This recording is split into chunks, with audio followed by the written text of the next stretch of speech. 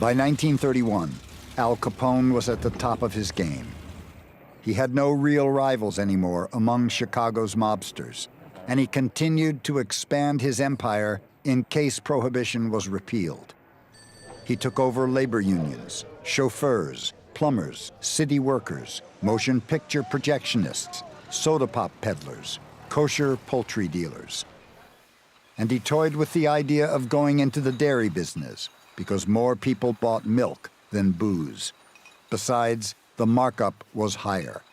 Honest to God, he said, we've been in the wrong racket right along. Meanwhile, President Hoover remained determined to put America's most famous bootlegger behind bars, one way or another.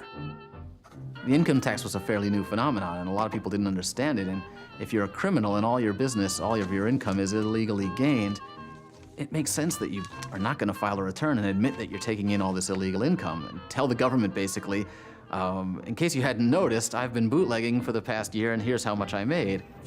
When the Supreme Court announced that, yes, illegal income is taxable, it was a great moment of confusion for all these criminals, and many of them went down and filed tax returns. Capone did not get around to filing, and neither did his brother Ralph. For 2 years, the government tried without success to build a case, any case, against Capone. President Hoover is sitting there with a group of investigators that couldn't find an elephant in a phone booth, paying these people a lot of money. Results, zilch, none. They couldn't get Capone on gun charges, they couldn't get him on murder, they couldn't get him on bootlegging. They thought they could get him on taxes, but even that was a very hard case to make because Capone was smart in this way. He kept no books. He had no bank accounts. He owned no property except for a house in Florida that he bought in his wife's name. He did everything in cash, and he seemed to pay out almost as much as he was taking in. It made it almost impossible for anybody to prove that he had income. The first time he sat down with the IRS and tried to settle, he admitted that he hadn't paid his taxes all these years. He said, I really didn't make a lot. I don't have a lot of money to claim. I've been just delivering beer, supplying beer. I'm a public servant, he said. I'm just doing it for the good of the people. On June 5th, 1931, the United States finally accumulated enough evidence to indict Al Capone on 22 counts of income tax evasion. Capone's trial was the story of the year. Reporters from all over the world were coming in for it. Actors from Hollywood were coming in because they wanted to play parts based on Capone. They wanted to see how he presented himself. Jimmy Cagney was there, and Damon Runyon came in from New York to cover it.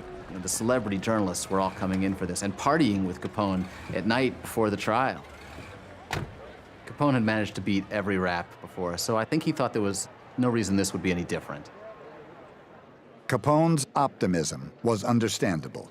His men had bribed or threatened most of the people in the jury pool. But at the last moment, the judge got wind of it and brought in a whole new group of potential jurors. On October 24th, 1931, after a 10-day trial, Al Capone was sentenced to the stiffest penalty ever given to a tax evader, 11 years in federal prison. The king of the gangsters is about to be taken for a ride by your Uncle Samuel. It's moving day for Scarface Al Capone. The camera boys are all ready, so look sharp. Here he comes. That's Al, wearing the big white hat. Seems to be in a hurry, but where he's going, he'll have time and nothing but. And none of the good citizens of Chicago is exactly weeping about it. It was my own fault, Capone said. Publicity. That's what got me. I think the general feeling was that he deserved it.